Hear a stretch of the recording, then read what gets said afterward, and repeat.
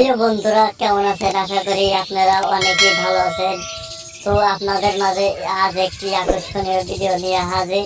তো Discovery channel থেকে আপনাদেরকে অনেক অনেক স্বাগত এবং শুভেচ্ছা।